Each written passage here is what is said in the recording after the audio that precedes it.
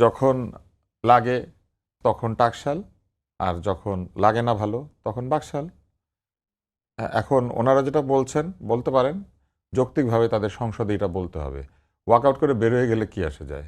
ওনাদেরকে লোকে ভোট দিয়েছে সংসদে গিয়ে কথা বলার জন্য, ওনারা কথা বলবেন এটাই আমরা আশা করি। বিশেষ করে এনসিপির 6 জন ওয়াকআউট করা উচিতই না, তাদের তো কথা বলতেই হবে, তাদের কথাই তো মানুষ শুনতে চেয়েছে।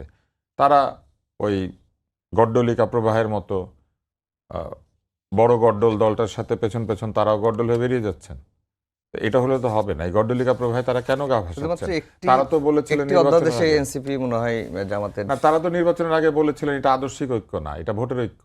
এখন তো দেখা যাচ্ছে সবাই মিলে দল বল বেঁধে যদি কালকে পিকনিকে যায়, ওনারা পিছন পিছন পিকনিকে চলে যাবেন। ওনারা প্রত্যেকবারই জামাত ইসলামের সাথে সাথে ওয়ার্কআউট করছেন।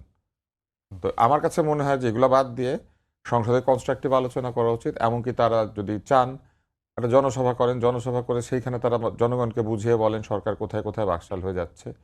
তবে বাকশাল হয়ে যাচ্ছে এটা যদি বলতে হয় কাউকে, বাকশাল তৈরি হয়েছিল কিন্তু বাকশালের শাসন করার কোনো সুযোগ বাকশাল পায় নাই। ফলে বাকশালী শাসন কি এটা তো লোকে দেখে নাই। ফলে কি করে আপনি বলবেন যে এই সরকার বাকশাল হয়ে যাচ্ছে? জি, তাই না? আপনার কাছে। এটা এটা বলাটা খুব কঠিন। জি, আপনার কাছে আবার স্বৈরতান্ত্রিকতা একটি ভুল আচরণ, এবং আমি মনে করি না যে বিএনপি এই ভুলটা করবে। আমার মনে হয় যে বিএনপি যেটা করার চেষ্টা করছে সেটা হচ্ছে সরকারের উপরে বা সরকারি প্রতিষ্ঠানগুলোর উপরে দলীয় নিয়ন্ত্রণ স্থাপন করার চেষ্টা করছে, এই কারণে যে তারা চিন্তিত হয়েছে যে শত শত হাজার হাজার গুপ্ত নিয়ে তারা কি আসলে এই সরকার পরিচালনা করতে কোনো ধরনের চ্যালেঞ্জের মুখোমুখি হবে কিনা।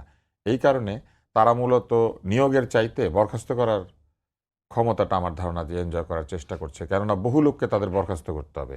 এই বরখাস্ত করাটা তাদের জন্য বেশি জরুরি নিয়োগের চাইতে আমার কাছে মনে হয়। কিন্তু কেননা অন্তর্বর্তী সরকার প্রচুর দলীয়করণ করেছে, এবং সেই দলীয়করণের তালিকায় এখন যারা বিরোধী দল তারা বেশি ছিলেন।